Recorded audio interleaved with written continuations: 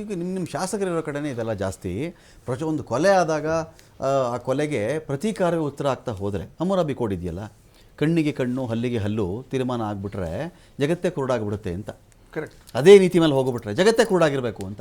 Ramakant, first and foremost point, ನಮ್ಮ ಶಾಸಕರು ಅಥವಾ ನಮ್ಮ ಸಂಸದರು ಯಾರೂ ಕೂಡ ಇವ್ರು ಹೇಳದಂತ ಸುಳ್ಳನ್ನ ಹೇಳಿಲ್ಲ.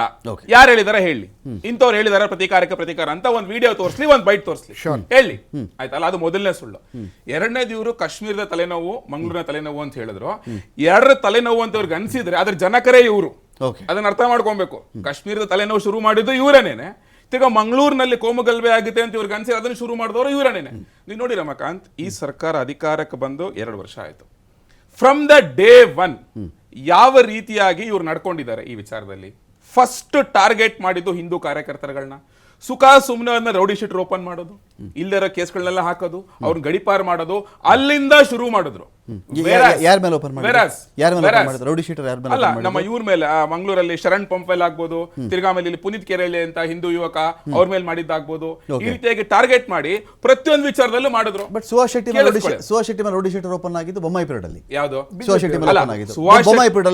ಶೆಟ್ಟಿ ಅವ್ರ ಮೇಲೆ ಆ ಟೈಮಲ್ಲಿ ಓಪನ್ ಆಗಿದ್ರು ಸಹ, ನಾನು ಹೇಳಿದ್ನಲ್ಲ ನಿಮ್ಗೆ, ಅದು ಪೊಲೀಸರ ಅಚಾತುರ್ಯದಿಂದ ಆಗಿತ್ತು. ಅದಾದ್ಮೇಲೆ ಏನಾಯ್ತು ಅಂತೆಲ್ಲ ಬೊಮ್ಮಾಯಿ ಅವರು ಕ್ಲಾರಿಫೈ ಮಾಡಿದ್ರು, ಅದಾಗಿದೆ. ಅದು ನಾನು ಅದ್ರ ಬಗ್ಗೆ ಮಾತಾಡ್ತಿಲ್ಲ.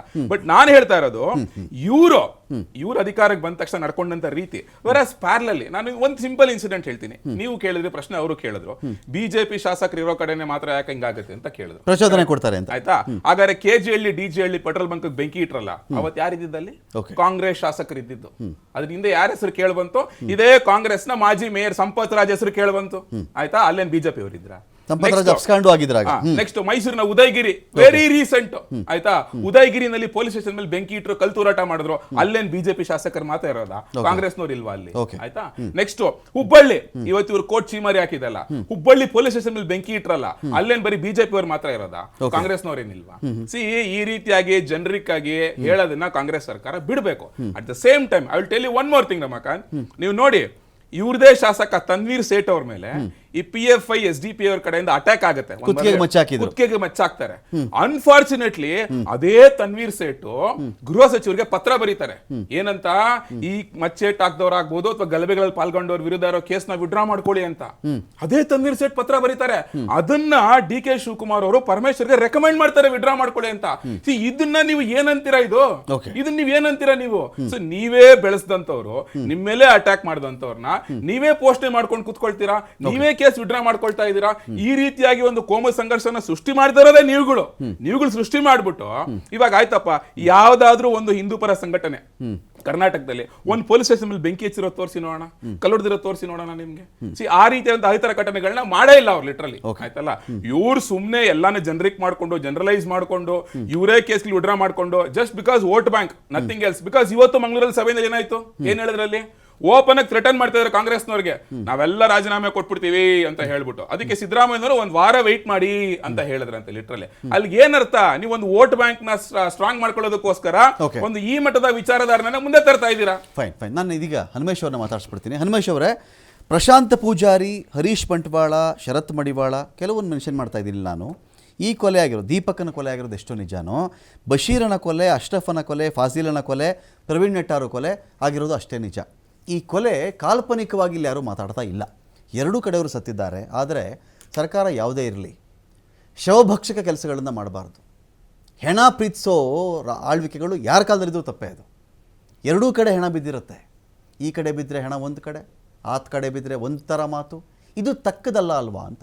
ಹೆಣ ಎರಡು ಕಡೆಯಲ್ಲಿ ಬಿದ್ದರೂ ಕೂಡ ಅದರಿಂದ ಭರ್ಜರಿ ಹುಲುಸಾದಂತಹ ಬೆಳೆಯನ್ನು ರಾಜಕೀಯ ಪಕ್ಷಗಳು ತಗೊಂಡಿಲ್ವಾ ಈ ರಾಜ್ಯದಲ್ಲಿ? ಮನೆಗಳಿಗೆ ವಿಸಿಟ್ ಮಾಡೋದ್ರಿಂದ ಹಿಡಿದು, ಪರಿಹಾರದ ರಾಜಕಾರಣದಿಂದ ಹಿಡ್ಕೊಂಡು, ಒಬ್ಬರು ಸತ್ತರೆ ಪರಿಹಾರ, ಇನ್ನೊಬ್ಬರು ಸತ್ತರೆ ಉಸಿರೇ ಇಲ್ಲ. ಪರಿಹಾರದಲ್ಲೂ ರಾಜಕೀಯ ನಡೆದಿದೆ ಇದೇ ರಾಜ್ಯದಲ್ಲಿ. ಯಾಕೆ ಹೀಗೆ ಅಂತ ನನ್ನ ಪಾಯಿಂಟ್. ನಿಜ ರಮಾಕಾಂತ್, ಈ ನಮ್ಮ ದೇಶದಲ್ಲಿ ಕೋಮು ಗಲಭೆ ಅನ್ನುವಂಥದ್ದು, ಅದರಲ್ಲೂ ಹಿಂದೂ ಮುಸ್ಲಿಂ ಸಂಘರ್ಷ ಅನ್ನುವಂಥದ್ದು, ಅದಕ್ಕೆ ಬಹಳ ದೊಡ್ಡ ಒಂದು ಇತಿಹಾಸನೇ ಇದೆ. ನೀವು ಹೇಳಿದಂಗೆ ಅನೇಕ ಅನೇಕ ಹೆಸರುಗಳನ್ನ ಹೇಳಿದ್ದೀರಾ. ಕರ್ನಾಟಕದ ಕರಾವಳಿ ಸೇರಿದಂಗೆ ಬಹಳಷ್ಟು ಕಡೆ ಹುಬ್ಬಳ್ಳಿ ಘಟನೆಗಳಿರ್ಬೋದು, ಎಲ್ಲಾ ಕಡೆ ಇಂತಹ ಘಟನೆಗಳು ನಡೆದಿದೆ.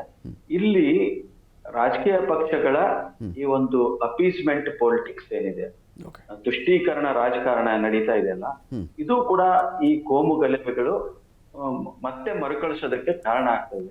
ರಾಜಕೀಯ ಪಕ್ಷಗಳು ಈ ಒಂದು ತುಷ್ಟೀಕರಣವನ್ನ ಬಿಡ್ಬೇಕು, ಅದು ಯಾವುದೇ ರಾಜಕೀಯ ಪಕ್ಷ ಇರ್ಬೋದು. ಆದ್ರೆ ಇದರ ಜೊತೆಗೇನೆ ಈ ಕೋಮು ಗಲಭೆಗಳ ಅನ್ನುವಂಥದ್ದು ಏನಿದೆ, ಇದಕ್ಕೆ ಬಲಿಯಾಗುವಂತವರು ಅಮಾಯಕರು.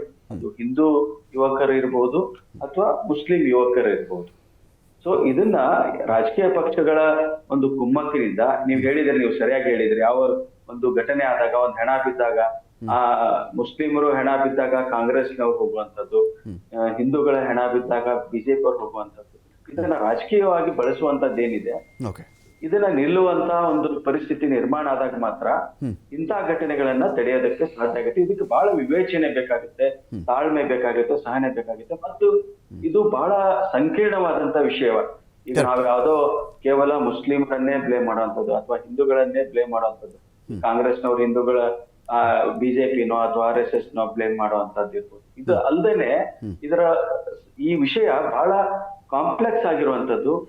ಕೆಲವೊಂದು ಧರ್ಮದಲ್ಲೇ ಇರುವಂತ ಸಮಸ್ಯೆಗಳು ಕೂಡ ಇದೆ, ಅದನ್ನ ಆ ಧರ್ಮದವರೇ ಸರಿ ಮಾಡ್ಕೋಬೇಕು. ನಾನು ಮತ್ತಷ್ಟು ಮಾತಾಡ್ತೀನಿ. ಮುಸ್ಲಿಂ ಧರ್ಮ ಇರ್ಬೋದು, ಹಿಂದೂ ಧರ್ಮ, ಇದು ಆಗದ ಹೊರತು ನಾವು ಇಡೀ ನಮ್ಮ ಸ್ವಾತಂತ್ರ್ಯ ಪೂರ್ವ ಇರ್ಬೋದು, ಸ್ವಾತಂತ್ರ್ಯ ನಂತರದ ಇತಿಹಾಸ, ನಾವು ಇಡೀ ದೇಶದ್ದು ತಗೋಬಹುದು, ನಮ್ಮ ಕರ್ನಾಟಕದ್ದು ತಗೋಬಹುದು. ಈ ಕೋಮು ಸಂಘರ್ಷ ಅನ್ನುವಂಥದ್ದು ಇದಕ್ಕೆ ನೆವರ್ ಎಂಡಿಂಗ್. ಇದು ಪ್ರತಿ ಹಂತದಲ್ಲೂ ಕೂಡ ಇದನ್ನ ರಾಜಕೀಯ ಬೆಳೆ ಬೇಯಿಸ್ಕೊಳ್ಳೋರು ಒಂದ್ ಕಡೆ ಆದ್ರೆ, ಇದಕ್ಕೆ ಅಮಾಯಕರು ಬಲಿಯಾಗುವಂತದ್ದು ನಡ್ಕೊಂಡೇ ಬಂದಿದೆ. ಈ ಧರ್ಮದಲ್ಲೇ ಇರುವಂತವರು ಆ ಧರ್ಮದ ಸುಧಾರಣೆಗೆ ಇಂಟರ್ನಲ್ ರಿಫಾರ್ಮ್ಸ್ ಆಗದ ಹೊರತು, ಆ ಧರ್ಮದಲ್ಲಿ ಶಿಕ್ಷಣ ಕೊಡುವಂತದ್ದು, ಧರ್ಮದ ಅಫೀಮನ್ನ ತುಂಬುವಂತದ್ದು ನಿಲ್ಲದೆ ಹೊರತು, ಈ ಸಂಘರ್ಷಗಳು ಇದಕ್ಕೆ ಅಮಾಯಕರು ಬಲಿಯಾಗುವಂತದ್ದು ಆಗ್ತಾನೆ ಇರುತ್ತೆ. ಹೀಗಾಗಿ ಇದನ್ನ ನಾವು ಬಹಳ ಕೇವಲ ರಾಜಕೀಯ ದೃಷ್ಟಿಯಿಂದ ನೋಡೋದಾದ್ರೆ, ನೀವು ಹೇಳಿರುವಂತದ್ದು ಎರಡೂ ರಾಜಕೀಯ ಪಕ್ಷಗಳು ಅದರ ಲಾಭ ತಗೊಳ್ತಾರೆ, ಹುಲಸಾದ ಫಸಲನ್ನ ಪಡಿತಾರೆ ಅನ್ನುವಂಥದ್ದು ಅದು ರಾಜಕೀಯವಾಗಿ.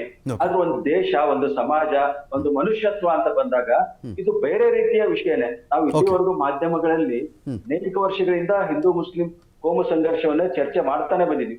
ಒಂದು ಸರ್ತಿ ಹಿಂದೂ ಯುವಕನ ಹತ್ಯೆ ಆದಾಗ ಅಥವಾ ಒಂದು ಹಿಂದೂಗಳ ಹತ್ಯೆ ಆದಾಗ ಹಿಂದೂಗಳಿಗೆ ಆಕ್ರೋಶ ಬರುತ್ತೆ, ಒಂದ್ ಕಡೆ ಮುಸ್ಲಿಮರ ಹತ್ಯೆ ಆದಾಗ